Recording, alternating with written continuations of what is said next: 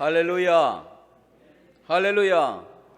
우리 하나님의 은혜와 사랑이 좌우 옆뒤 모든 분들에게 함께 하시기를 이야기하면서 우리 축복합니다. 오늘 당신에게 좋은 일이 일어날 것입니다. 그 고백대로 그대로 이루어지기를 주님의 이름으로 축원합니다. 오늘 마가복음 1장 14절과 15절의 말씀을 가지고 요한이 잡힌 후에라고 하는 말씀으로 함께 은혜 받고자 합니다. 여러분, 성경을 묵상하고 설교를 준비하면서 가장 먼저 던지는 질문이 이런 겁니다. 왜? 라고 하는 거예요. 왜 그랬을까? 왜 이렇게 말씀하셨지? 왜 이런 일이 벌어졌을까? 제가 그렇게 질문을 던지는 이유는 한 가지입니다. 익숙한 성경이다 보니까 저도 모르는 사이에 자꾸만 인간적으로 해석을 하려고 하는 경향이 제 안에 있기 때문입니다. 여러분, 성경은 성령의 감동으로 쓰여진 책인 줄로 믿습니다. 그 말은 인간적인 생각으로 풀어가서는 안 된다라는 거예요. 성령이 풀어주셔야 되고 하나님이 풀어주셔야 되는 줄로 믿습니다. 그러니까 하나님의 시각으로 바라봐야 되는 거예요.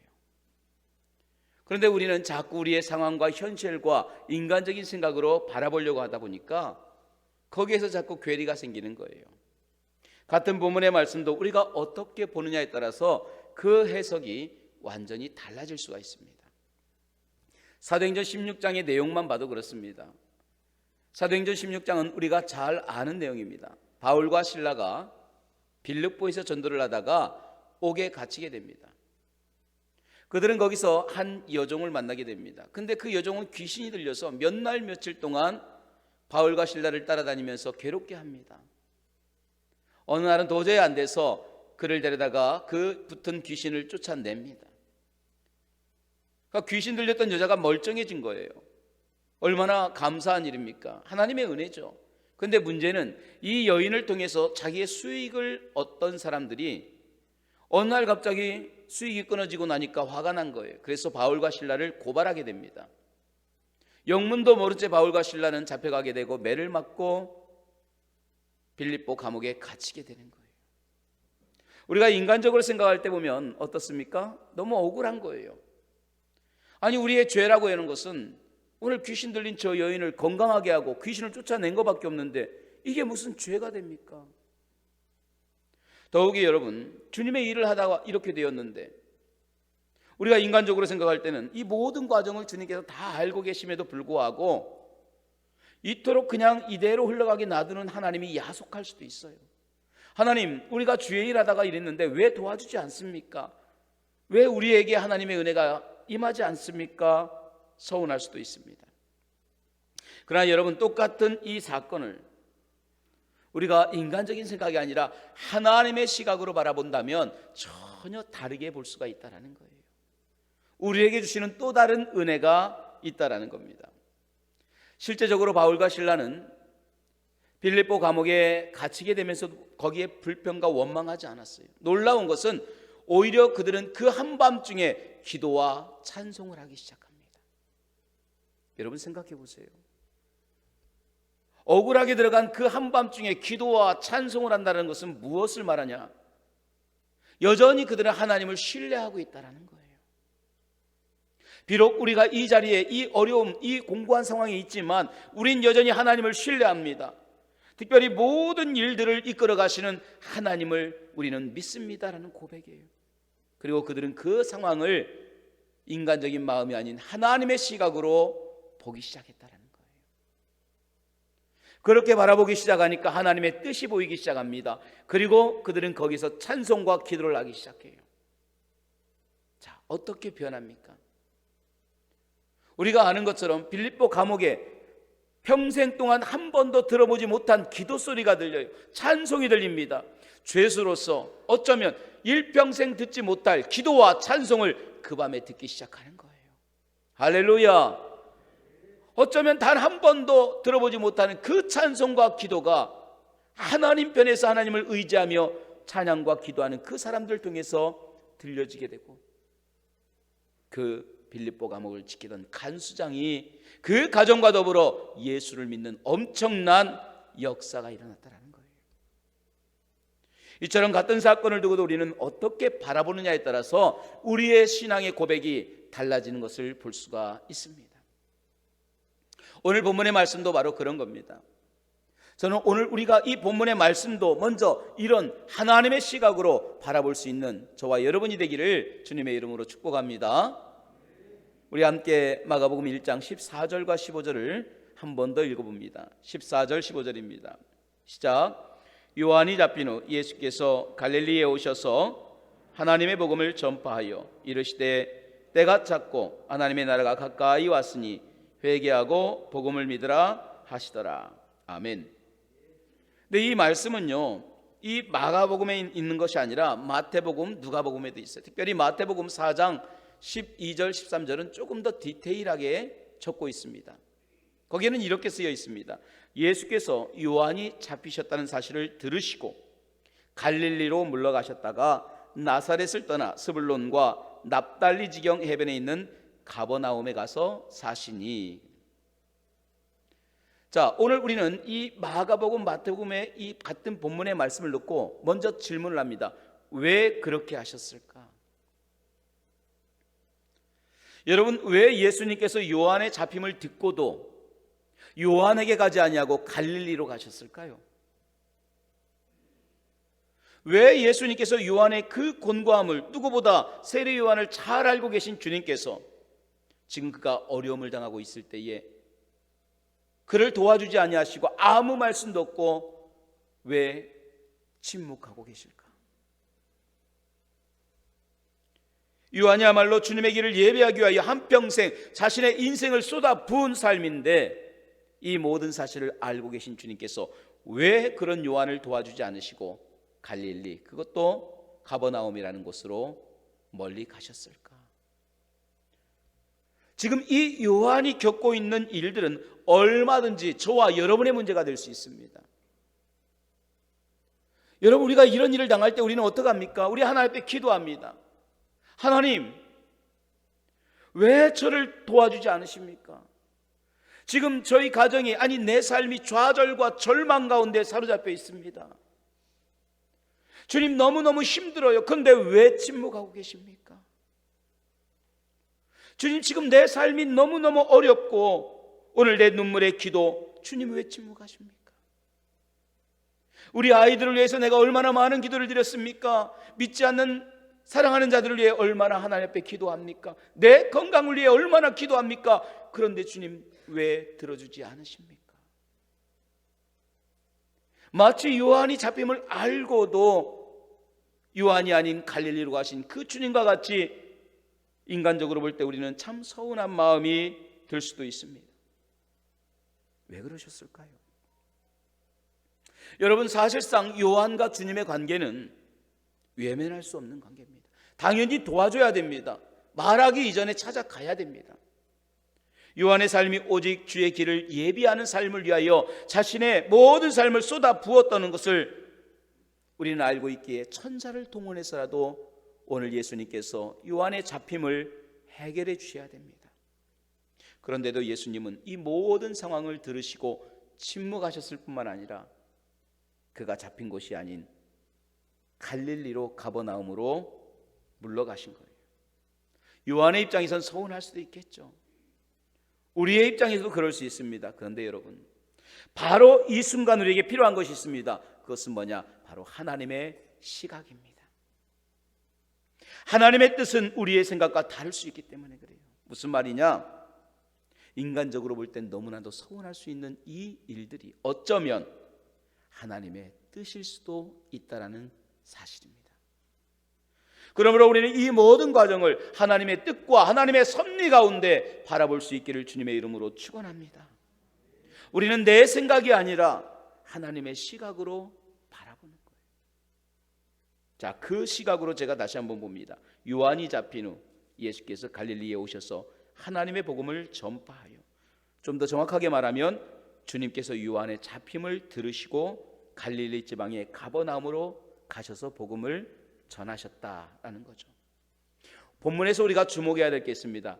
들으심이에요.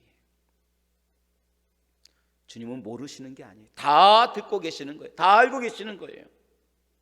지금 그가 어떤 상황인지, 얼마나 괴로운지, 그가 얼마나 힘든지 다 알고 계셔요. 그럼에도 불구하고 오늘 주님께서 요한에게로가 아니라 갈릴리로 가신 것은 한 가지입니다. 인간적인 생각보다 하나님의 뜻을 먼저 생각했기 때문입니다. 더불어 요한을 향한 하나님의 또 다른 계획과 하나님의 섭리가 있다는 것을 알고 그 뜻에 순종하셨다는 거예요. 한마디로 하나님을 믿고 하나님께 맡겼다라는 거예요. 그래서 그분은 갈릴리로 가실 수 있었던 겁니다. 사랑하는 주의 종들이요, 하나님께서는 오늘 우리를 향한 놀라운 계획을 가지고 계시는 줄로 믿습니다. 그리고 그 계획은 우리 인생의 가장 복된 계획임을 믿으시기를 간절히 소망합니다. 그러므로 우리가 할 일은 원망이 아니에요. 인간적인 서운함이 아니라 나를 향한 하나님의 그 놀라운 계획을, 이 모든 상황을 하시고 이끌어 가시는 하나님에 대한 철저한 신뢰함이 오늘 저와 여러분에게 함께하기를 주님의 이름으로 축복합니다.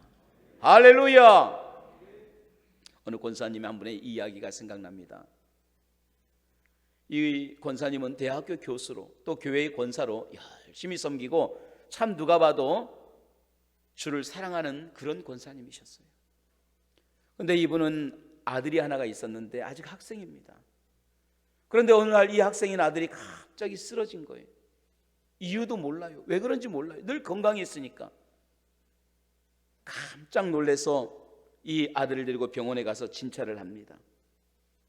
여기저기 진찰을 하는데 청천벽력과도 같은 소리를 들어요. 희귀병입니다. 얼마나 놀라겠어요. 건강한 아들이, 소망과 같은 아들이 갑자기 쓰러져서 병원에 갔는데 희귀병이라니. 가슴이 무너지기 시작하는 거예요. 한동안 낙심해 있다가 다시 힘을 얻어. 그래, 하나님께로 가자. 하나님은 고치신다. 하나님은 치유하신다. 그리고 하나님께로 나와요. 그리고 기도하기 시작합니다. 하나님, 내 아들 살려주세요. 하나님, 내 아들 살려주세요. 간절하게 기도하기 시작했어요. 그런데 놀랍게도요, 오늘 이 권사님의 기도를 하나님이 들으셨는지 그 아들이 회복되기 시작해요. 건강해지기 시작합니다. 그리고 예전에 그 건강을 되찾기 시작한 거예요. 그러니까 이 권사님도 얼마나 기뻐요. 내가 기도할 때 하나님이 들어주셨으니까 너무너무 기쁘고 즐거운 거예요. 신앙생활도 즐거워요. 섬김도 즐거워요. 그래서 열심히 섬깁니다. 그리고 오늘 자기에게 일어난 이 일들을 간증하면서 당신도 예수 믿어봐, 이런 일이 일어나 간증하기 시작하는 거예요. 그렇게 지내던 어느 날 본인의 몸이 조금씩 아프기 시작한 거예요. 이유가 없어요. 늘 건강했으니까. 왜 이렇게 피곤하지? 왜 이렇게 힘들지? 어떤 날은 기운을 차리지 못합니다. 그래서 피곤함으로 너무 힘들어서 하루 종일 깔아앉기도 해요. 괜찮아지겠지 생각했어요. 그리고 며칠 이렇게 지내다가 도저히 안 돼서 병원에 갔어요. 제가 요즘 이렇습니다. 기력도 없고 입맛도 없고 점점 몸은 살은 빠지고 너무너무 힘들어서 무슨 병이 있는지 왔습니다. 정밀 검사를 했어요. 그런데 이분에게 정밀 검사 결과 생각지 못한 말기암 판정이 나온 거예요. 얼마나 놀랐겠습니까? 근데 이 권사님은 거기에 낙심하지 않아요. 얼마 전에 내가 내 아들을 위해서 하나님 앞에 기도했는데 하나님이 고쳐주셨어. 분명히 하나님은 내 병도 고쳐줄 거야. 그 믿음을 가지고 기도하기 시작했어요. 하나님 고쳐주세요. 하나님 회복시켜주세요. 하나님 치료해주세요. 계속 기도합니다. 그런데 안타까운 것은 기도와 달리 점점 하루하루 몸이 야위어가는 거예요. 힘든 거예요. 아픈 거예요. 어떤 날은 기력이 없어서 일어나지도 못할 정도의 그런 날들도 부지기수였습니다. 이젠 일어날 힘조차 없어 병상에 누운 채 기도하고 있고 묵상하는데 갑자기 이분에게 로마서 14장의 말씀이 떠오르더랍니다. 로마서 14장 7절 8절은 이렇게 기록됩니다. 우리 중에 누구든지 자기를 위하여 사는 자가 없고 자기를 위하여 죽는 자도 없도다. 우리가 살아도 주를 위하여 살고 죽어도 주를 위하여 죽나니 그러므로 사나 죽으나 주의 것이로다. 할렐루야. 이 말씀을 가만히 묵상하는데 눈물이 주르르. 그러면서 하나님이 깨달음을 주시더라는 거예요. 이 모든 것이 하나님의 섭리였구나. 내 아들은 살아서 영광이고 나는 죽어서도 영광이겠구나. 자기의 상태를 점점 깨닫기 시작하니까 이걸 받아들이기 시작하는 거예요. 그러면서 기도가 바뀌기 시작합니다. 이전까지는 하나님 나 살려주세요, 하나님 나 고쳐주세요, 하나님 나 치유해주세요, 이게 기도의 제목이었다면 이제는 기도가 바뀌어요. 하나님, 내가 마지막까지 주님의 영광을 가리지 않게 하시고 마지막까지 주의 영광이 되게 하여 주시옵소서. 이 기도를 드리는 거예요. 그렇게 기도를 드리고 하다가 평안히 주님 품에 안기셨어요. 우리가 살아도 주를 위하여 살고 죽어도 주를 위하여 죽나니 그러므로 사나 죽으나 주님의 것이로다. 그러므로 나는 사나 죽으나 주님의 것이요. 사나 죽으나 사나 죽으나 날 위해 피 흘리신 내 주님의 것이라. 할렐루야. 하나님께서는 우리를 향한 놀라운 계획을 가지고 계십니다. 여러분 바라고 간절히 원합니다. 이 모든 일들 우리가 인간적인 눈이 아니라 하나님의 시각을 가지고 오늘 내 삶을 인도해 가시는 하나님의 섭리 아래 순종하며 먼저 그 하나님을 신뢰하며 걸어갈 수 있기를 주님의 이름으로 축원합니다. 오늘 요한이 잡힘을 듣고 예수님께서 갈릴리로 가셨어요. 그런데 재밌는 것은 예수님께서 거기에서 마태복음에 기록한 것처럼 갈릴리의 가버나움으로 가십니다. 그리고 거기에서 바로 예수님의 첫 사역을 시작하십니다. 저는 궁금했습니다.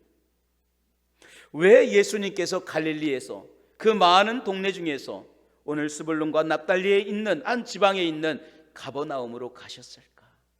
가버나움에는 어떤 특별한 것이 있었을까? 여러분, 그 당시에 가버나움은요, 정치와 행정, 교통의 요충지였습니다. 국제적인 무역을 독점하던 비교적 부유한 동네였어요.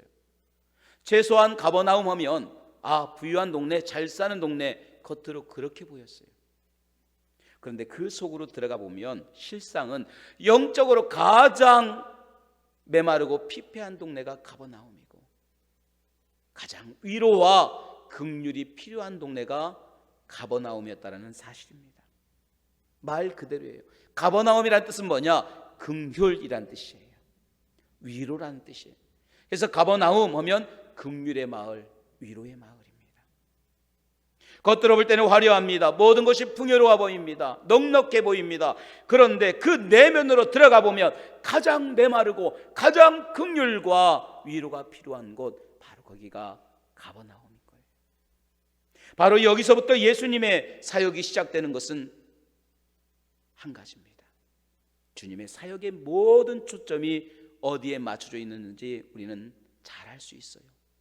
주님의 사역은 오직 긍휼하심과 위로하심이에요. 하나님은 긍휼히 우리를 바라보시는 줄로 믿습니다.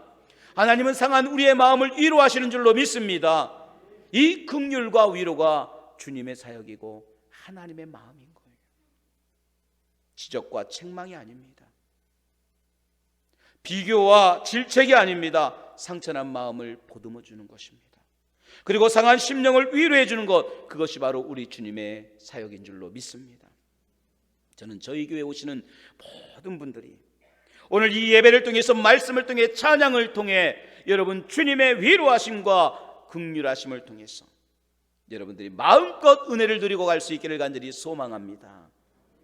세상에 잡혀있던 사람들이 수많은 질병과 어려움과 낙심했던 그 마음들이 예수님을 만남으로 주님의 긍휼하심을 통하여 위로받기를 간절히 원합니다. 사랑하는 주의 종들이요, 예수님께서는 오늘도 우리의 상황을 다 알고 계십니다. 우리의 붙잡힘도 연약함도 다 알고 계십니다. 그러나 우리는 이 때의 원망과 낙심이 아니라 하나님에 대한 온전한 신뢰함을 변함없는 하나님의 인도하심에 대한 신뢰함과 소망을 갖기를 간절히 원합니다.